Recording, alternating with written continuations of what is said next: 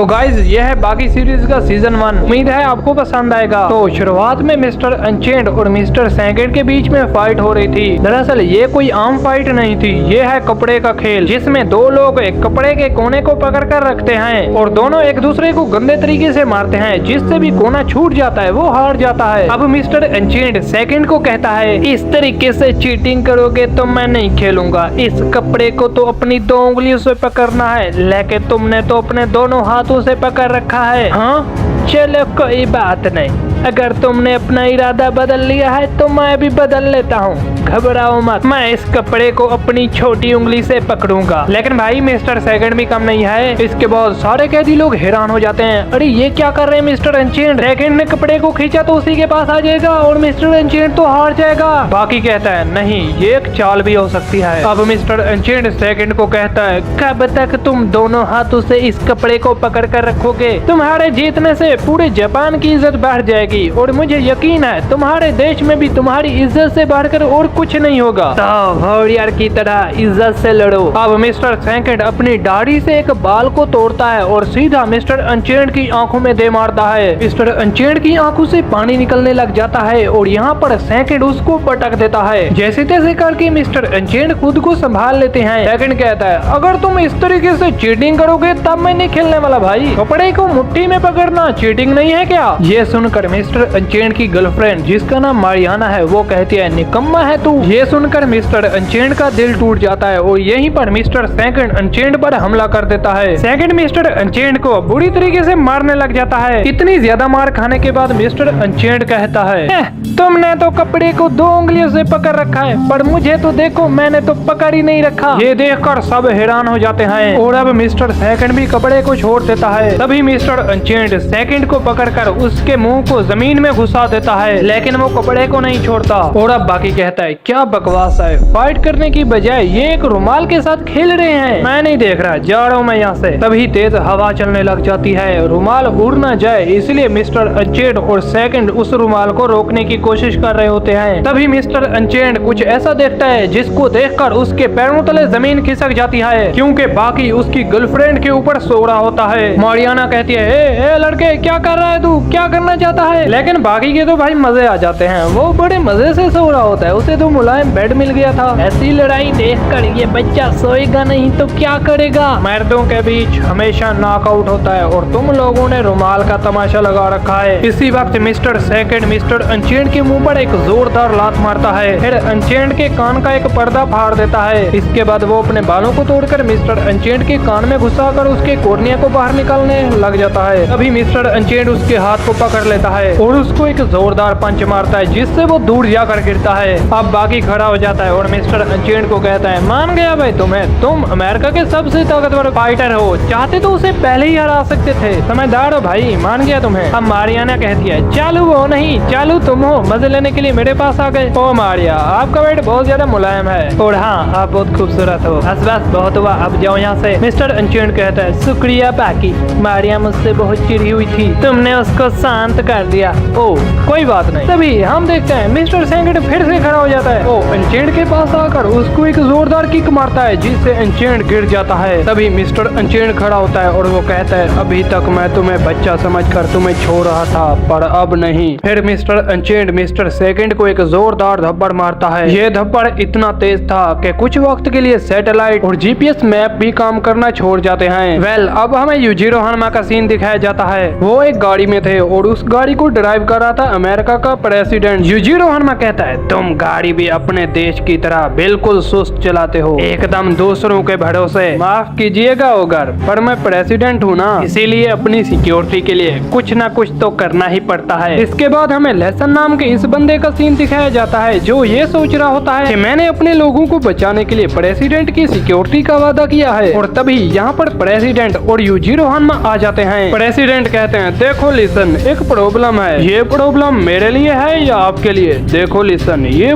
Problem हम दोनों के लिए है। दरअसल यूजिरो हनुमा मुझको मारना चाहते हैं। यूजिरो हनुमा गुस्सा होकर कहते हैं, प्रेसिडेंट तुम्हें जान से मारने और कुर्सी हटाने की धमकी दी जाए तो तुम ऐसे मदद मांगोगे। और अब यूजिरो हनुमा कुछ करते उससे पहले ही लेसन प्रेसिडेंट को किक करता है और खिड़की से बाहर फेंक देता है। लेकिन वो जैसे यूजिरो को देखता है तो यूजिरो गायब हो जाता है और खिड़की के बाहर देखने पर प्रेसिडेंट यूजिरो हनुमा के हाथों में होता है। भाई क्या स्पीड है इसकी। यूजिरो हनुमा कहता है, कोशिश अच्छी थी बच्चे, पर मुझे तुमसे कुछ नहीं चाहिए, मुझे तो तुम्हारे मास्टर से चाहिए सब कुछ, क्योंकि मुझे उसके साथ पुराना हिसाब किताब चुकता करना है। दूसरी तरफ हमें मिस्टर सेकंड का सीन दिखाया जाता है जो मिस्टर अनचेंड के धप्पर से बेहोश हो जाता है। लेकिन इतनी ज्यादा मार खाने के बाद भी मिस्टर सेकंड उठने लग जाता है। तभी मिस्टर अनचेंड कहता है, तू बहुत ढीठ है भाई, कितनी मार खाएगा मुझसे। अब मिस्टर सेकंड जिसका नाम गेवाड़ू है उसको अपने लोगों की याद आने लगती है। वो सोचता है मैं नहीं हार सकता, मैं अपने लोगों के लिए लड़ूंगा। मेरे लोगों के हालात कितने ज्यादा खराब थे फिर भी मैंने हिम्मत नहीं हारी और उनको अपने हक के लिए लड़ना सिखाया और आज भी मैं हिम्मत नहीं हारूंगा। अब गेवाड़ू फिर से खड़ा हो जाता है। एक तरफ होता है मिस्टर अनचेंड, दूसरी तरफ होता है गेवाड़ू। देखते हैं कौन जीतेगा। वीडियो को लाइक नहीं किया तो लाइक कर दो और चैनल को सब्सक्राइब कर दो। अनचेंड कहता है,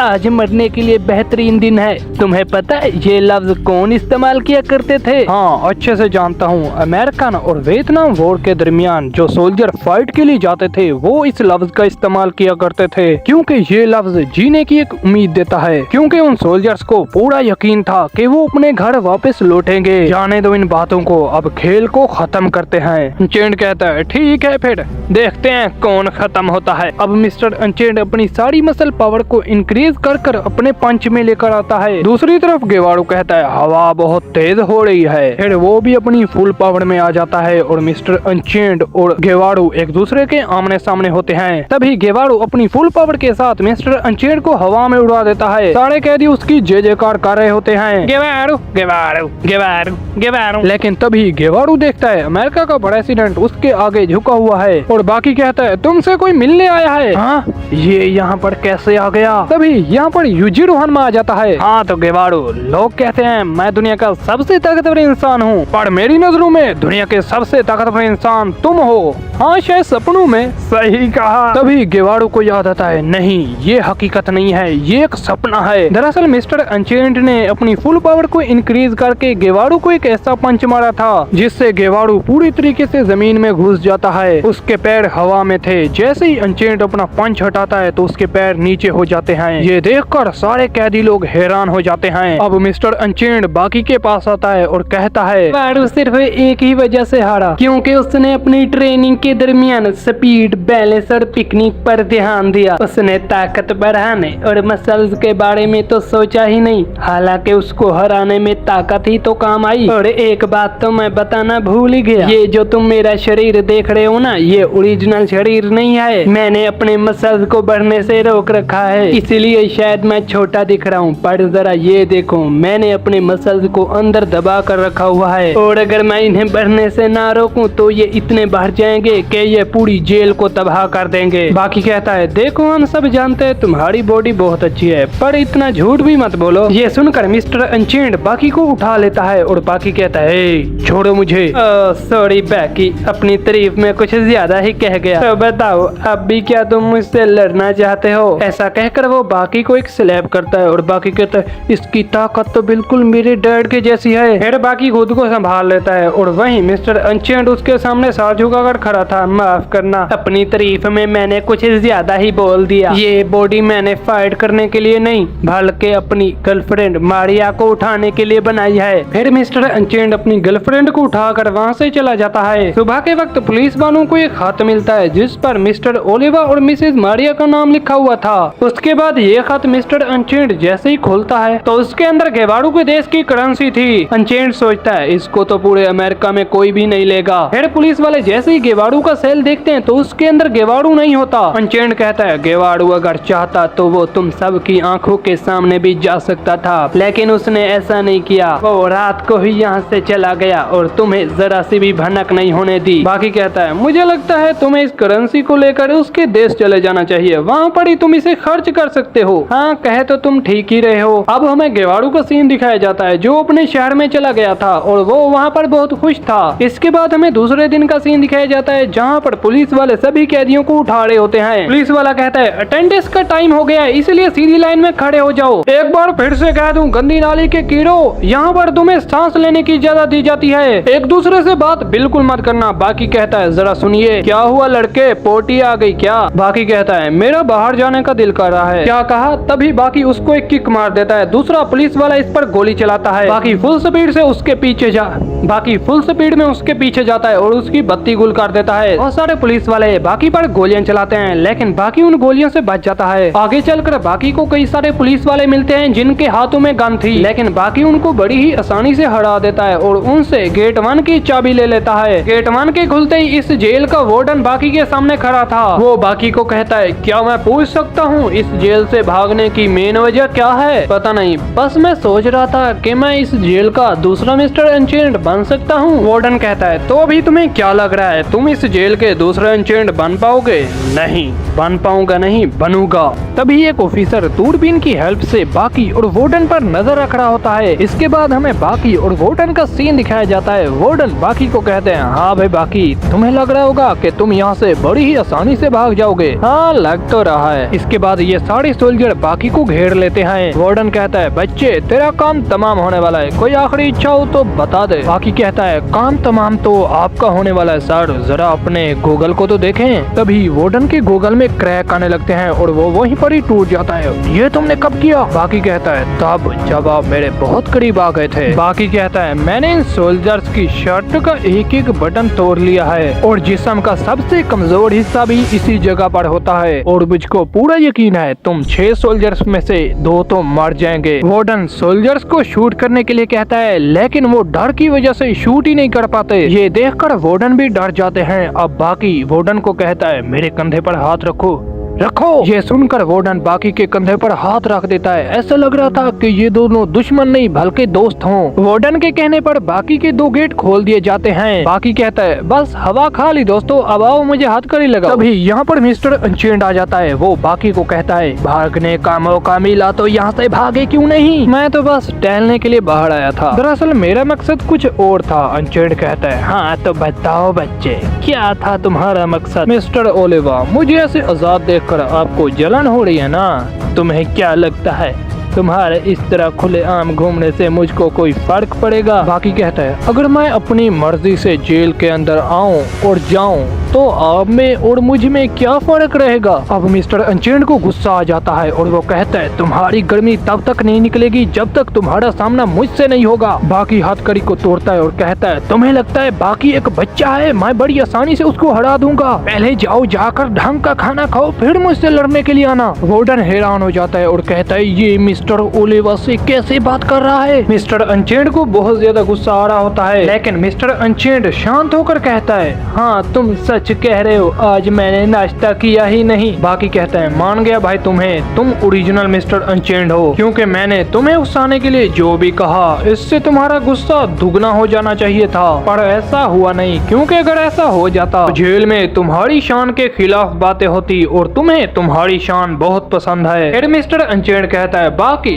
तुमने क्या नकली और असली अनचेंड लगा रखा है? मैंने तो बस तुम्हें इतना कहा कि मैंने आज खाना खाया ही नहीं, तुम ठीक तो हो ना बाकी? तभी बाकी उसके हाथ को हटाकर कहता है मैं बिल्कुल ठीक हूँ, मैं तो बस इतना कहना चाहता हूँ सिर्फ तुम ही इस जेल में नहीं हो जो अपनी मर्जी से आ जा सके। अब बाकी कहता है चलो वार्डन जेल के अंदर चलते हैं। साथ ही वो अनचेंड को चिढ़ाने के लिए ये भी कहता है नाम से अनचेंड पर सच में नहीं। अनचेंड अब वहीं पर खड़ा होकर कुछ सोच ही रहा होता है। तभी एक पुलिस वाला कहता है सर आपकी बाइक को गैराज में खड़ा कर दूं? नहीं शुक्रिया। तभी अनचेंड उस बाइक को उठाकर सीधा गैराज में फेंक देता है, वैसे भी ये बहुत पुरानी हो चुकी थी। दूसरे दिन मिस्टर अनचेंड मस्त से तैयार होकर अपनी गर्लफ्रेंड मारिया से मिलने के लिए जाता है। फिर ये दोनों अपना मनपसंद गेम रॉक पेपर सीजर खेलते हैं, पर मिस्टर अनचेंड हर बार मारिया से हार जाता है। जब मारिया थक जाती है तो मिस्टर अनचेंड उसके साथ ही सो जाता है। तो गाइस अगर यहाँ तक देख रहे हो तो लाइक कर दो और ये बता देना कि तुम्हारी फेवरेट सीरीज कौन सी है। अगले दिन मिस्टर अनचेंड बाकी से मिलने के लिए जाता है, जहाँ पर बाकी को एक सेल में कैद कर लिया गया था। मिस्टर अनचेंड बाकी से मिलने के लिए आते हैं और उसको कहते हैं हैं। किसी की बुराई करने से जो सच है वो बदल नहीं जाता। मैं आजाद और तुम जेल में कैद हो। मुझे खाने के लिए दुनिया का बेहतरीन खाना और पीने के लिए दुनिया की महंगी वाइन दी जाती है। ये मेरा इलाका है बाकी। ऐसा कहकर वो बाकी के ऊपर मूतने लग जाता है।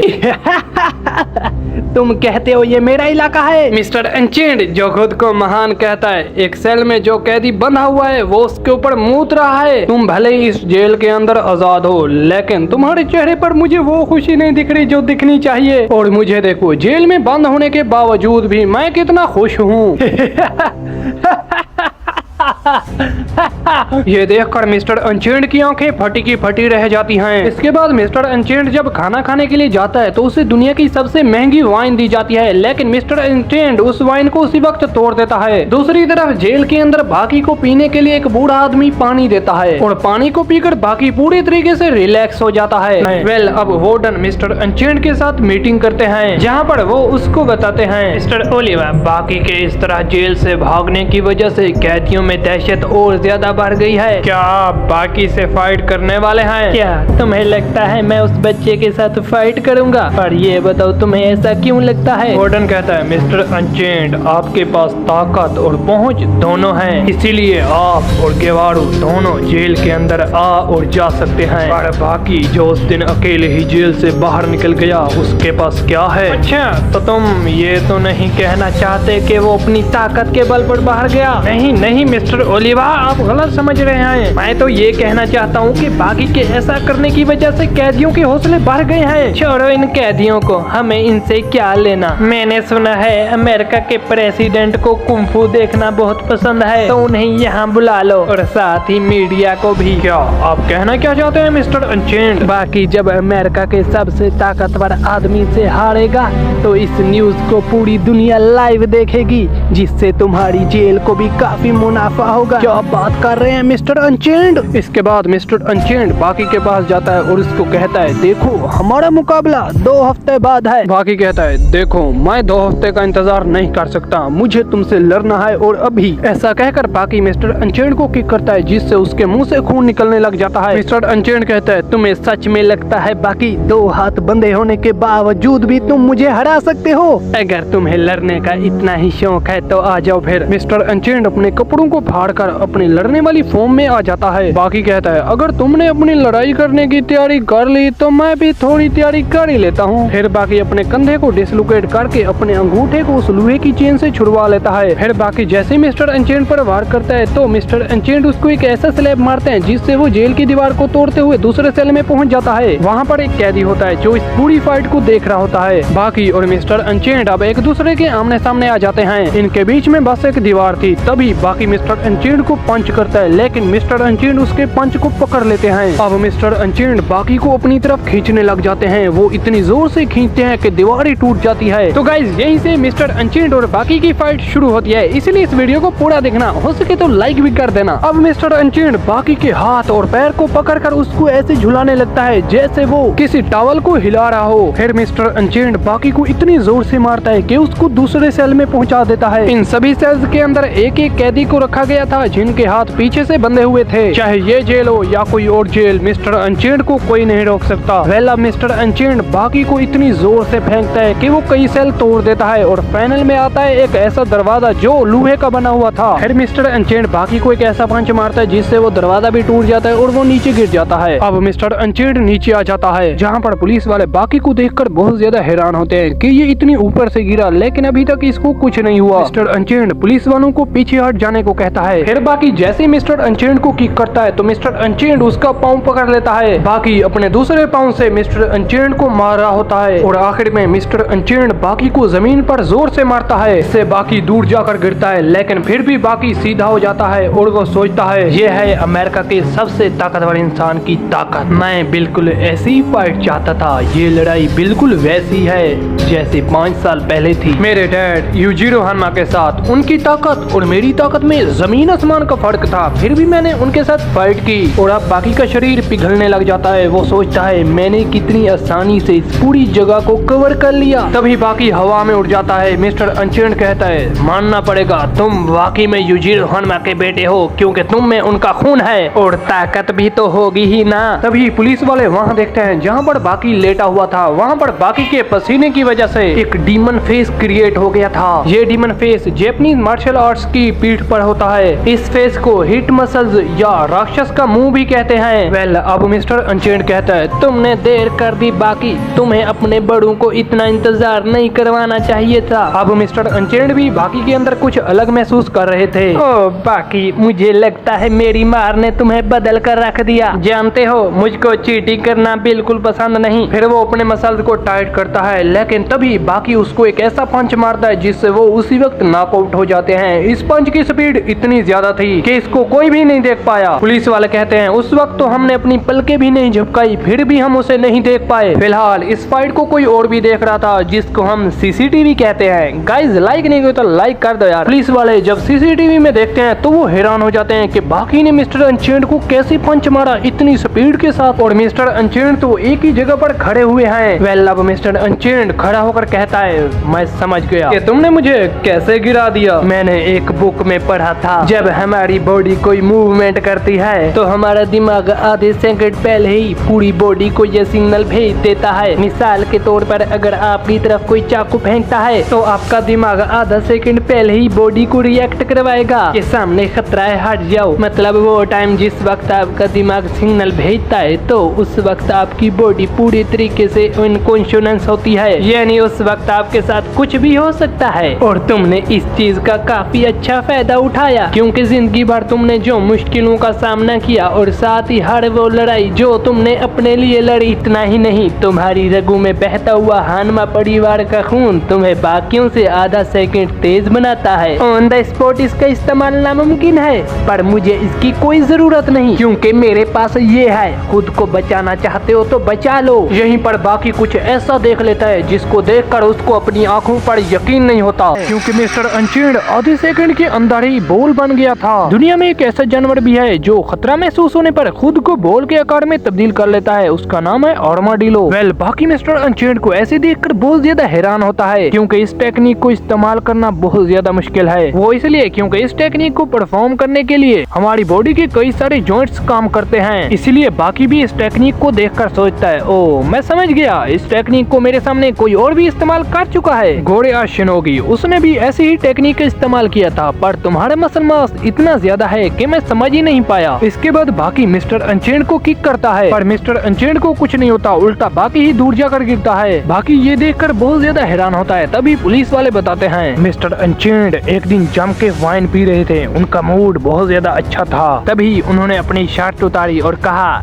शो देखना चाहते हो। फिर वो अपनी एक मसल को पूरी बॉडी में घुमाने लग जाते हैं। ऐसा लग रहा था कि एक मसल पूरी बॉडी में घूम रही है, पर ये तो एक ट्रिक थी। दरअसल वो मसल पर अपना कंट्रोल दिखा रहे थे। इसलिए बाकी जब मिस्टर अनचेंड को किक करता है तो मसल शिफ्टिंग की वजह से मिस्टर अनचेंड को कुछ नहीं हुआ। फिर बाकी अपनी सारी ताकत को एक जगह पे इकट्ठा करके मिस्टर अनचेंड को जैसे ही पंच करता है तो ऐसा महसूस होता है कि लोहा लोहे से टकरा गया हो। बाकी ये देखकर बहुत ज्यादा हैरान होता है। तभी मिस्टर अनचेंड बाकी को पकड़ लेते हैं। इससे पहले बाकी कुछ कर पाता तभी मिस्टर अनचेंड बाकी के ऊपर झपट पड़ते हैं। ऐसा लग रहा था जैसे कोई राक्षस किसी इंसान को खा गया हो। वेल, थोड़ी देर बाद मिस्टर अनचेंड बाकी को बाहर निकालते हैं। बाकी की हालत बहुत ज्यादा खराब होती है। मिस्टर अनचेंड कहता है मैं तुम्हें जैसे चाहूँ वैसे मार सकता हूँ। अगर ये लड़ाई रिंग में होती तो तुम कब के नॉकआउट हो जाते और मैं जीत जाता। बताओ तुम्हें कैसे मारूं? एक शर्त पर ही मैं तुम्हारी जान बख्श दूंगा। अगर तुम मेरे सामने गिड़गिड़ा कर ये बोलते हो कि मिस्टर ओलिवा मैं एक नादान बच्चा हूँ, प्लीज मेरी जान बख्श दो। फिर बाकी कहता है मिस्टर ओलिवा मैं समझ गया